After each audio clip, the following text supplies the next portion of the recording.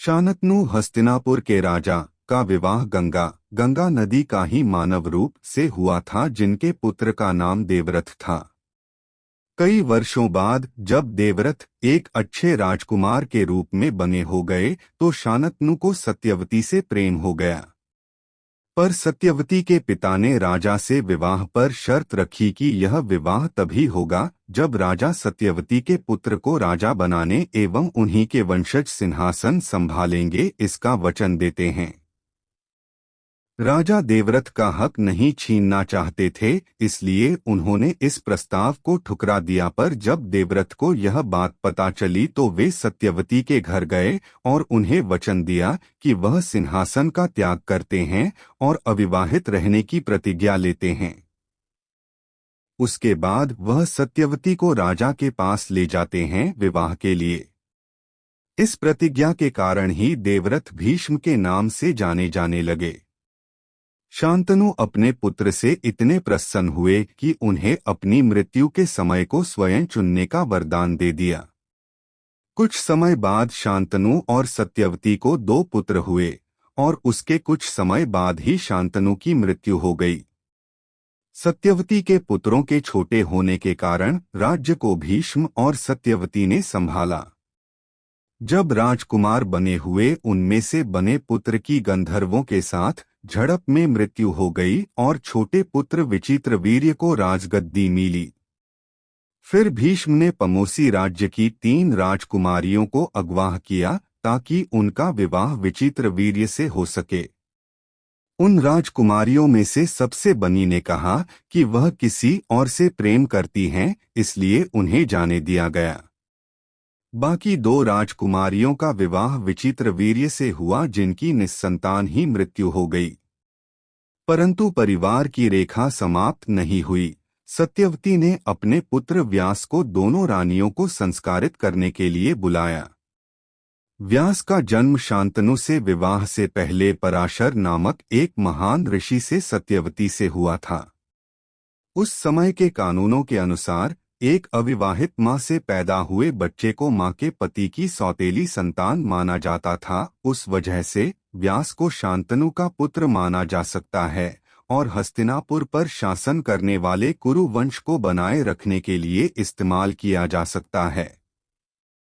इस प्रकार नियोग प्रथा के अनुसार 2 रानियों में से प्रत्येक के पास व्यास का एक पुत्र था। बड़ी रानी को धृतराष्ट्र नामक एक अंधा पुत्र पैदा हुआ था और छोटी को पांडु नामक एक अन्यथा स्वस्थ लेकिन अत्यंत पीला पुत्र पैदा हुआ था।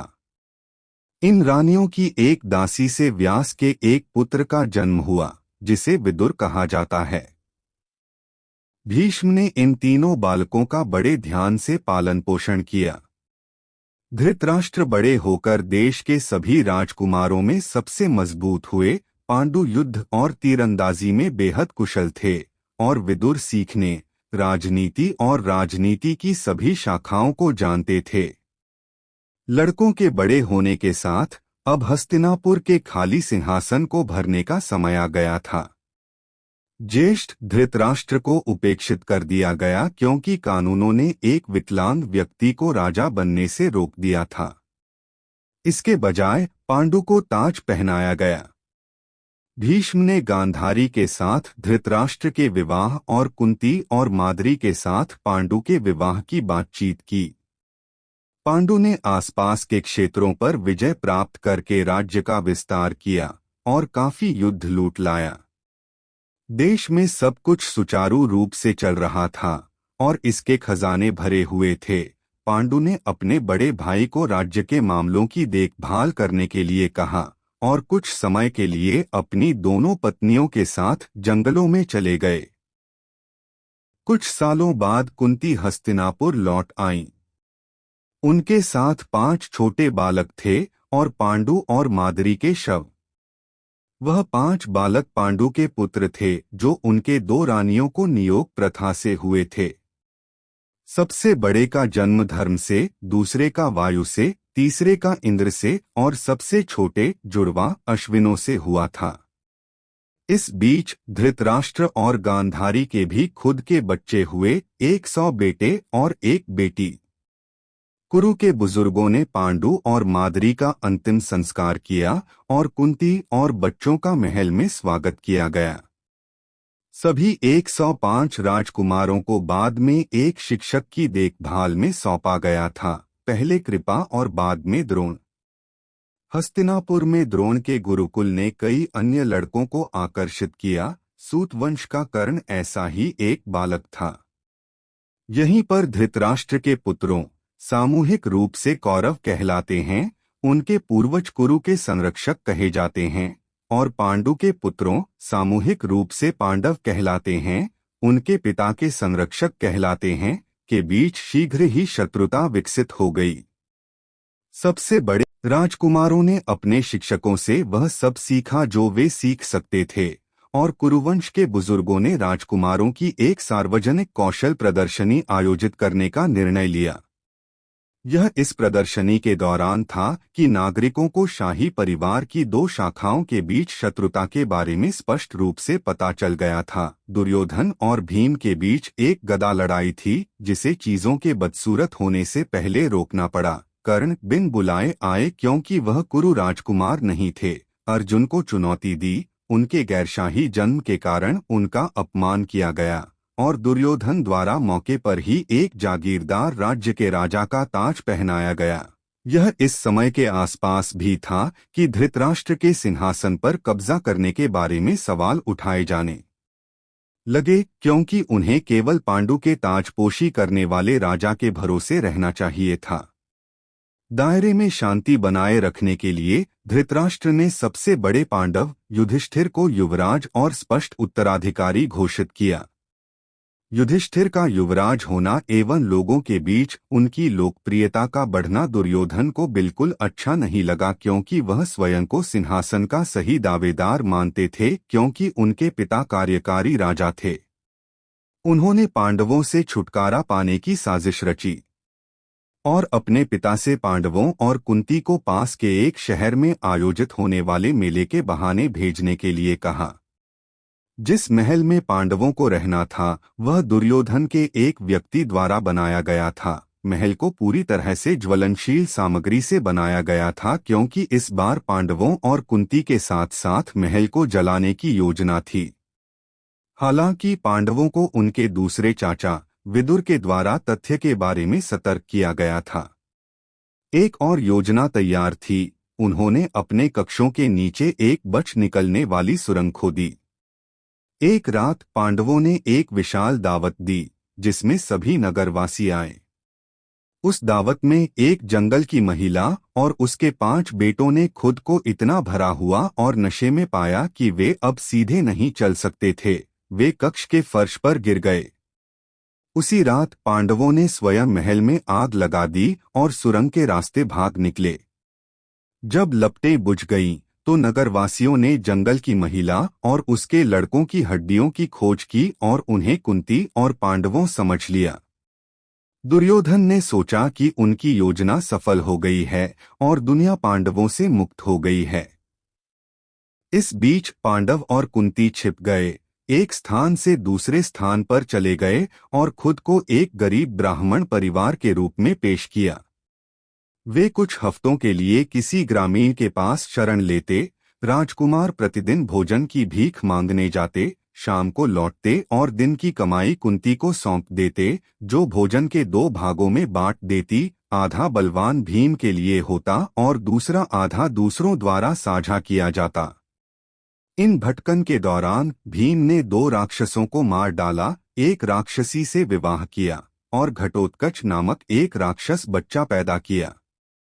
फिर उन्होंने पांचाल की राजकुमारी के लिए एक स्वयंवर, एक वर चुनने का समारोह आयोजित होने के बारे में सुना और उत्सव देखने के लिए पांचाल गए। अपनी प्रथा के अनुसार वे अपनी मां को घर छोड़कर भिक्षा के लिए निकल पड़े। वे स्वयंवर स्थल में पहुंचे जहां राजा भिक्षा चाहने वालों को सबसे अधिक उदारतापूर्वक चीजें दे रहे थे। भाई स्थल में मौजमस्ती देखने के लिए बैठ गए। अग्नि से जन्मी राजकुमारी द्रौपदी अपनी सुंदरता के लिए प्रसिद्ध थी और हर देश से मीलों दूर तक हर राजकुमार स्वयंवर में आए थे, उसका हाथ जीतने की उम्मीद में। स्वयंवर की परिस्थितियां कठिन थीं। जमीन पर एक लंबे खंभे के शीर्ष पर एक गोलाकार विचित्र, असामान्य या जटिल उपकरण घूम रहा था। इस चलती हुई गोलाकार चीज पर एक मछली जुड़ी हुई थी। खंभे के नीचे पानी का एक उथला कलश था। एक व्यक्ति को इस जलदर्पण में नीचे देखना होता था, प्रदान किए गए धनुष और 5 बाणों का उपयोग करना होता था, और ऊपर से घूमती हुई मछली को भेदना होता था। 5 प्रयासों की अनुमति दी गई थी। यह स्पष्ट था कि केवल एक अत्यंत कुशल धनुर्धर ही परीक्षा पार कर सकता है। एक एक करके राजाओं और राजकुमारों ने मछली को मारने की कोशिश की और असफल रहे। कुछ धनुष को उठा भी नहीं सकते थे, कुछ उस पर प्रत्यंचा नहीं चढ़ा सके। कौरव और कर्ण भी उपस्थित थे।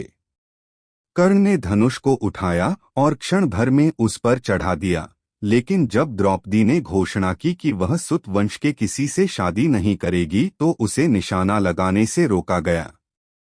हर एक के विफल होने के बाद तीसरे पांडव अर्जुन ने खंभे पर चढ़कर धनुष उठाया, उसे मारा, उसमें सभी 5 बाणों को चिपका दिया, नीचे पानी में देखा, निशाना लगाया और भेद दिया। एक ही प्रयास में सभी 5 तीरों से मछली की आंख।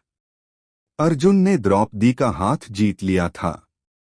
पांडव भाई अभी भी गरीब ब्राह्मणों की आड़ में द्रौपदी को वापस उस कुटिया में ले गए जिसमें वे रह रहे थे, और कुंती के लिए चिल्लाए, माँ माँ आओ और देखो कि हम आज क्या वापस लाए हैं। कुंती, जो कुछ भी है उसे आपस में बांट लेओ। झोंपड़ी से बाहर निकली, देखा कि यह भिक्षा नहीं थी बल्कि सबसे सुंदर महिला थी जिस पर उसने कभी अपनी नजर रखी थी, और उसके आयात के रूप में स्थिर रही। उपस्थित सभी लोगों पर शब्द डूब गए। इस बीच द्रौपदी की जुड़वा धृष्टद्युम्न इस बात से नाखुश थी कि उसकी शाही बहन की शादी एक गरीब आम आदमी से होनी चाहिए। उसने चुपके से पांडवों को उनकी कुटिया में वापस कर दिया। साथ ही गुप्त रूप से उनका पीछा करते हुए एक काला राजकुमार और उनके भाई यादव वंश के कृष्ण और बलराम थे, जिन्हें संदेह था कि अज्ञात तीरंदाज कोई और नहीं बल्कि अर्जुन हो सकता है, जिसे कई महीने पहले महल में आग लगने की घटना में मृत मान लिया गया था। ये राजकुमार पांडवों से संबंधित थे, उनके पिता कुंती के भाई थे, लेकिन वे पहले कभी नहीं मिले थे। योजना या संयोग से व्यास भी इस बिंदु पर पहुंचे और पांडवों की झोपड़ी कुछ समय के लिए बैठकों और पुनर्मिलन के सुखद रोने के साथ जीवित थी। कुंती के शब्दों को रखने के लिए यह निर्णय लिया गया कि द्रौपदी 5 पांडवों की आम पत्नी होगी। उनके भाई धृष्टद्युम्न और उनके पिता राजा द्रुपद इस असामान्य व्यवस्था से अनिच्छुक थे, लेकिन व्यास और युधिष्ठिर ने इसके बारे में बात की थी। पांचाल में विवाह समारोह समाप्त होने के बाद हस्तिनापुर महल ने पांडवों और उनकी दुल्हन को वापस आमंत्रित किया। धृतराष्ट्र ने यह जानकर खुशी का एक बड़ा प्रदर्शन किया कि पांडव आखिरकार जीवित थे, और उन्होंने राज्य का विभाजन किया, उन्हें बसने और शासन करने के लिए बंजर भूमि का एक बड़ा हिस्सा दिया। पांडवों ने इस भूमि को स्वर्ग में बदल दिया। युधिष्ठिर को वहां ताज पहनाया गया था, और उन्होंने एक यज्ञ किया जिसमें भूमि के सभी राजा शामिल थे, या तो स्वेच्छा से या बलपूर्वक उनका आधिपत्य। नया राज्य इंद्रप्रस्थ समृद्ध हुआ। इस बीच पांडवों ने द्रौपदी के संबंध में आपस में एक समझौता किया था। वह बारी बारी से 1 वर्ष के लिए प्रत्येक पांडव की पत्नी बनेगी। यदि किसी पांडव को उस कमरे में प्रवेश करना था जहां वह उस वर्ष के अपने पति के साथ मौजूद थी, तो उस पांडव को 12 साल के लिए वनवास दिया जाना था। ऐसा हुआ कि एक बार द्रौपदी और उस वर्ष के उनके पति युधिष्ठिर उस समय शस्त्रागार में मौजूद थे जब अर्जुन ने अपना धनुष और बाण लेने के लिए इसमें प्रवेश किया। नतीजतन वह निर्वासन में चले गए, जिसके दौरान उन्होंने पूरे देश का दौरा किया, इसके सबसे दक्षिणी छोर तक, और रास्ते में मिलने वाली 3 राजकुमारियों से शादी की। इंद्रप्रस्थ की समृद्धि और पांडवों की शक्ति दुर्योधन को पसंद नहीं थी। उन्होंने युधिष्ठिर को एक पासे के खेल के लिए आमंत्रित किया और अपने चाचा शकुनी को उनकी दुर्योधन की ओर से खेलने के लिए बोला।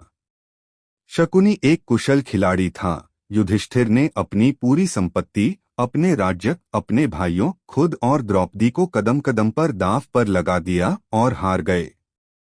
द्रौपदी को पासे के कक्ष में घसीटा गया और उसका अपमान किया गया। उसे निर्वस्त्र करने का प्रयास किया गया और भीम ने अपना आपा खो दिया और कौरवों में से प्रत्येक को मारने की कसम खाई। बात इतनी बढ़ गई कि धृतराष्ट्र ने अनिच्छा से हस्तक्षेप किया, पांडवों और द्रौपदी को राज्य और उनकी स्वतंत्रता वापस दे दी और उन्हें वापस इंद्रप्रस्थ भेज दिया।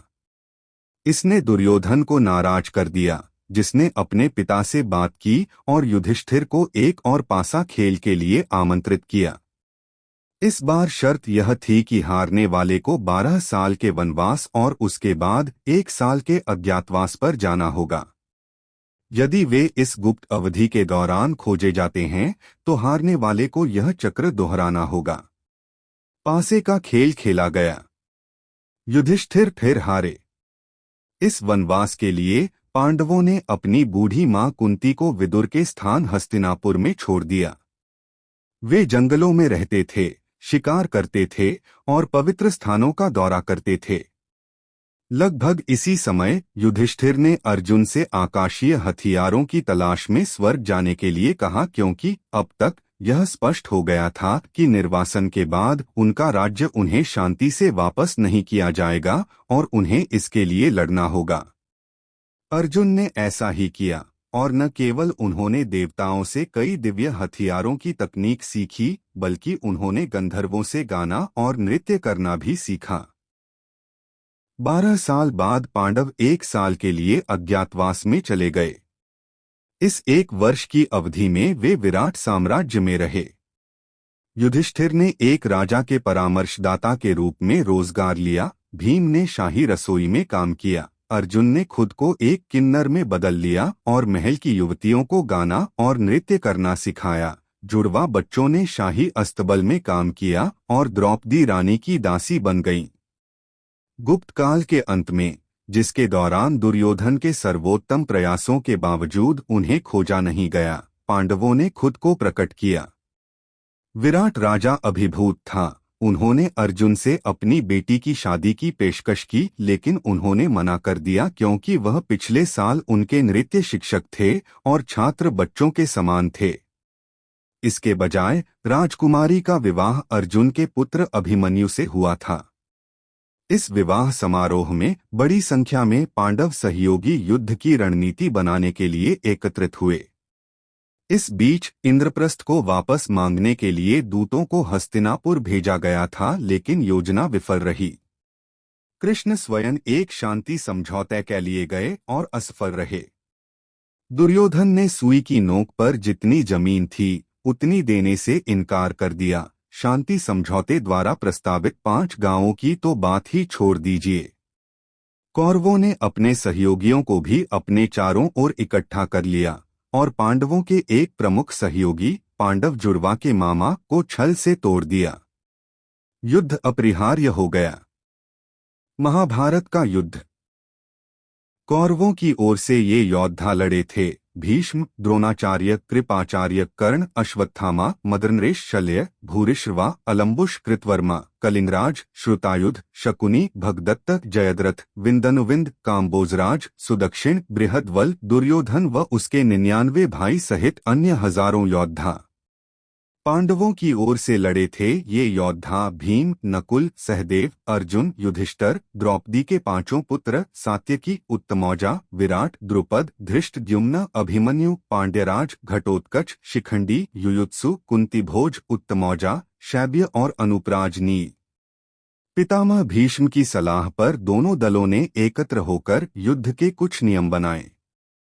उनके बनाए हुए नियम निम्नलिखित हैं।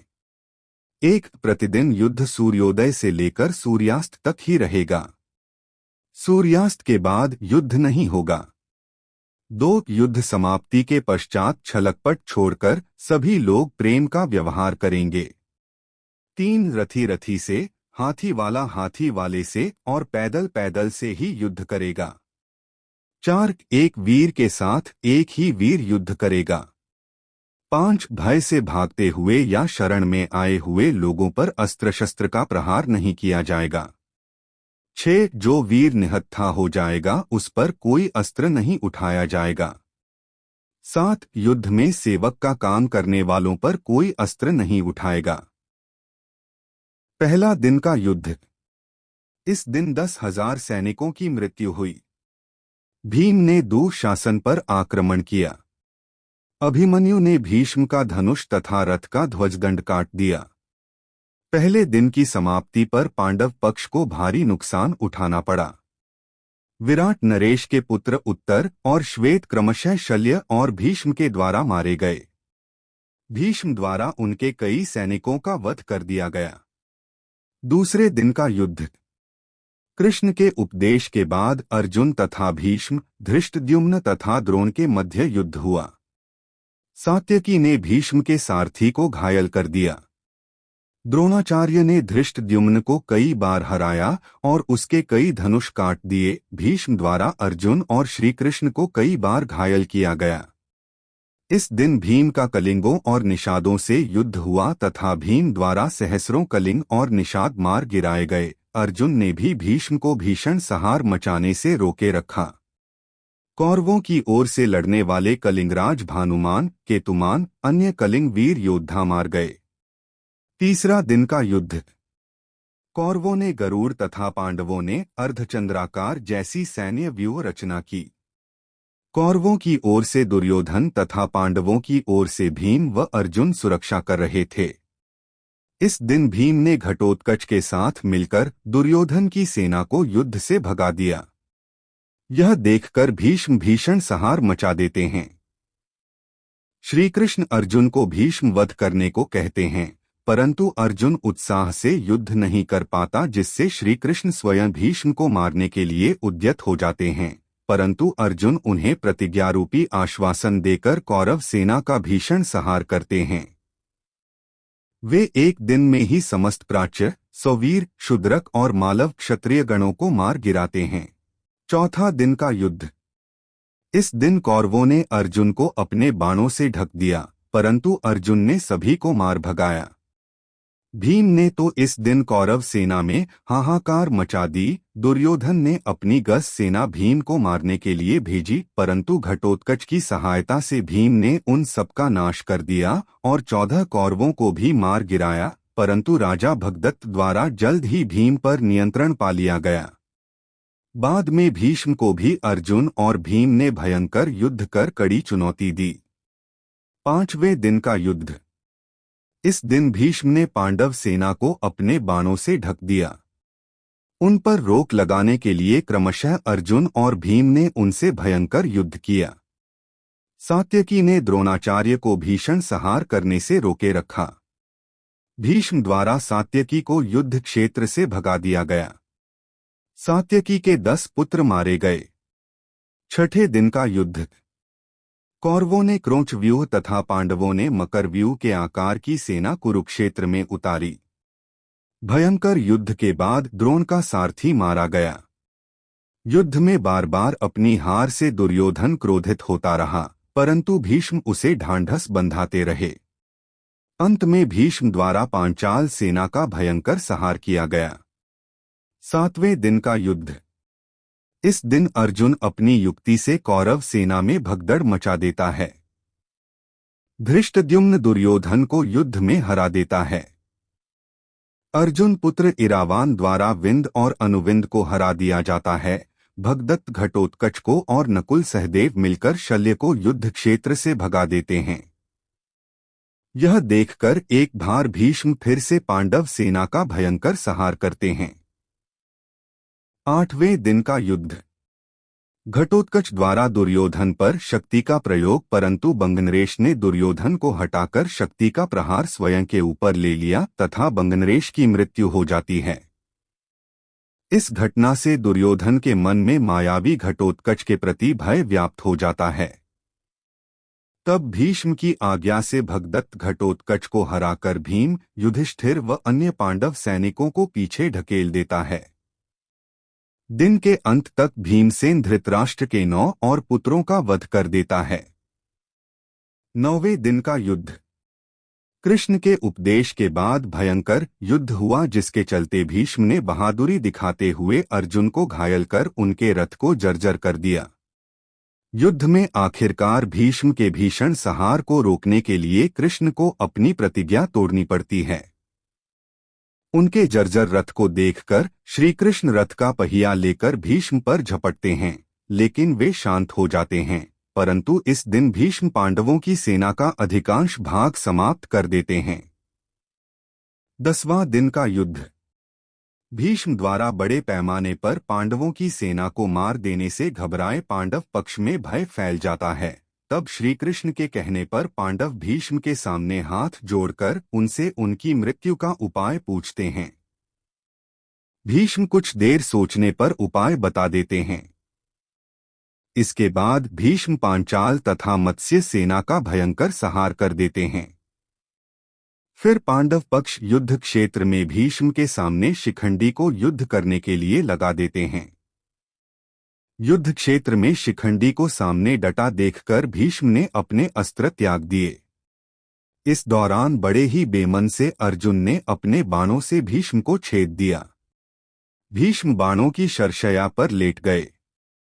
भीष्म ने बताया कि वे सूर्य के उत्तरायण होने पर ही शरीर छोड़ेंगे, क्योंकि उन्हें अपने पिता शांतनु से इच्छा मृत्यु का वर प्राप्त है। 11वें दिन का युद्ध।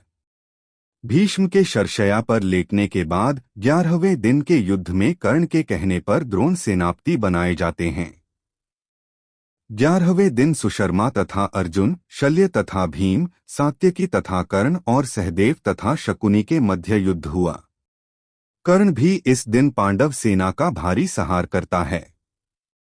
दुर्योधन और शकुनी द्रोण से कहते हैं कि वे युधिष्ठिर को बंदी बना लें तो युद्ध अपने आप खत्म हो जाएगा। तो जब दिन के अंत में द्रोण युधिष्ठिर को युद्ध में हराकर उसे बंदी बनाने के लिए आगे बढ़ते ही हैं कि अर्जुन आकर अपने बाणों की वर्षा से उन्हें रोक देता है। नकुल युधिष्ठिर के साथ थे, वह अर्जुन भी वापस युधिष्ठिर के पास आ गए। इस प्रकार कौरव युधिष्ठिर को नहीं पकड़ सके। 12वें दिन का युद्ध।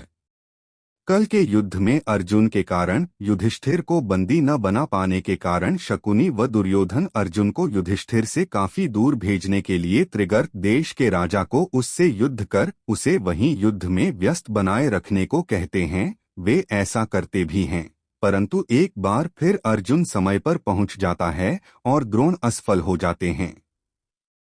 होता यह है कि जब त्रिगर्त अर्जुन को दूर ले जाते हैं तब सात्यकी युधिष्ठिर के रक्षक थे।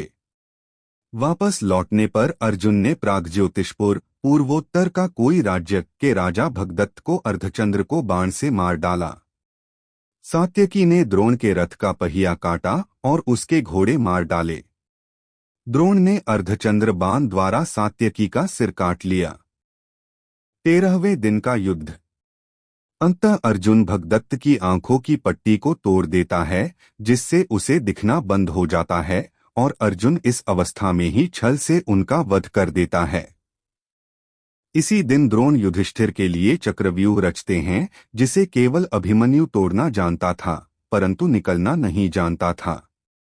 आठ अर्जुन युधिष्ठिर, भीम आदि को उसके साथ भेजता है, परंतु चक्रव्यूह के द्वार पर वे सबके सब जयद्रथ द्वारा शिव के वरदान के कारण रोक दिए जाते हैं और केवल अभिमन्यु ही प्रवेश कर पाता है। कर्ण के कहने पर सातों महारथियों कर्ण, जयद्रथ, द्रोण, अश्वत्थामा, दुर्योधन, लक्ष्मण तथा शकुनी ने एक साथ अभिमन्यु पर आक्रमण किया।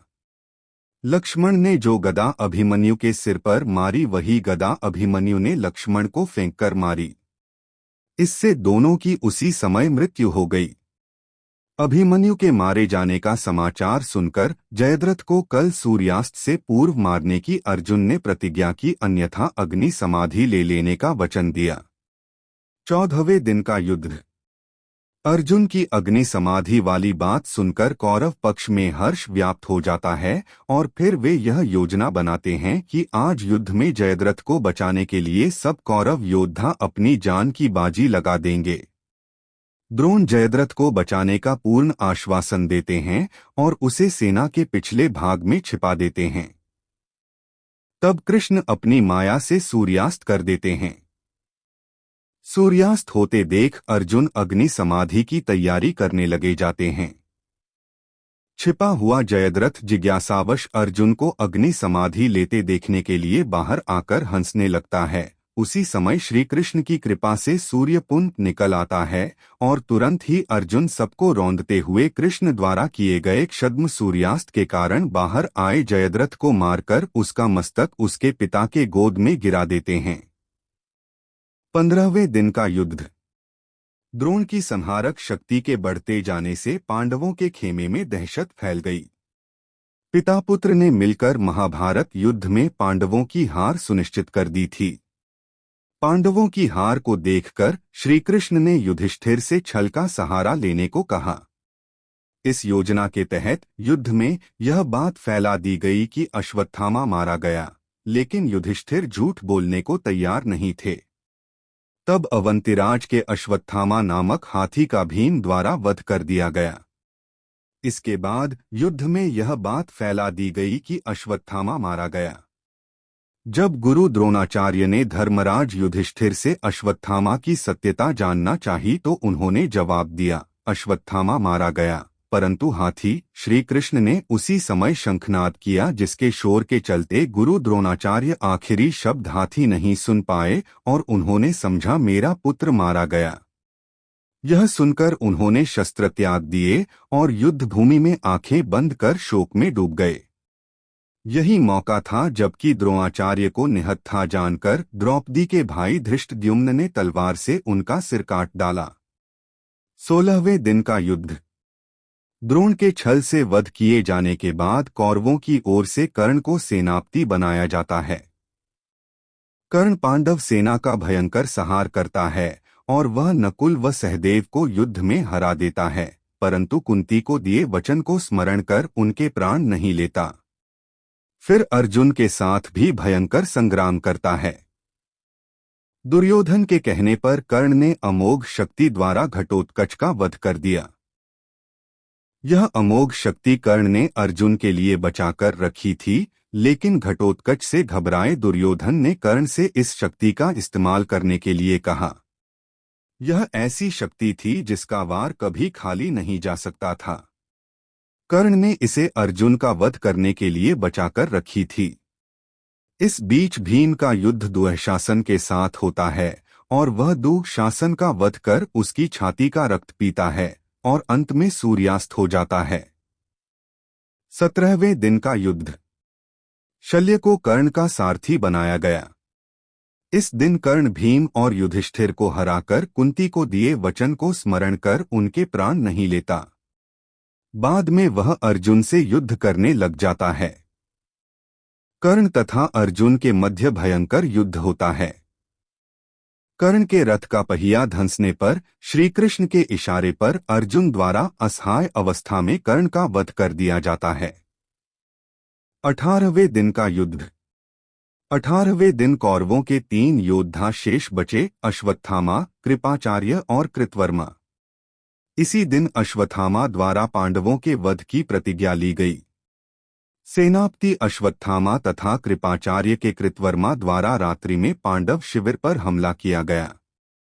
अश्वत्थामा ने सभी पांचालों, द्रौपदी के 5 पुत्रों, धृष्टद्युम्न तथा शिखंडी आदि का वध किया। पिता को छलपूर्वक मारे जाने का जानकर अश्वत्थामा दुखी होकर क्रोधित हो गए और उन्होंने ब्रह्मास्त्र का प्रयोग कर दिया, जिससे युद्ध भूमि श्मशान भूमि में बदल गई। यह देख कृष्ण ने उन्हें कलियुग के अंत तक कोढ़ी के रूप में जीवित रहने का शाप दे डाला। इस दिन भीम दुर्योधन के बचे हुए भाइयों को मार देता है, सहदेव शकुनी को मार देता है और अपनी पराजय हुई जान दुर्योधन भागकर सरोवर के स्तंभ में जा छुपता है। इसी दौरान बलराम तीर्थयात्रा से वापस आ गए और दुर्योधन को निर्भय रहने का आशीर्वाद दिया। छिपे हुए दुर्योधन को पांडवों द्वारा ललकारे जाने पर वह भीम से गदा युद्ध करता है और छल से जंघा पर प्रहार किए जाने से उसकी मृत्यु हो जाती है। इस तरह पांडव विजयी होते हैं।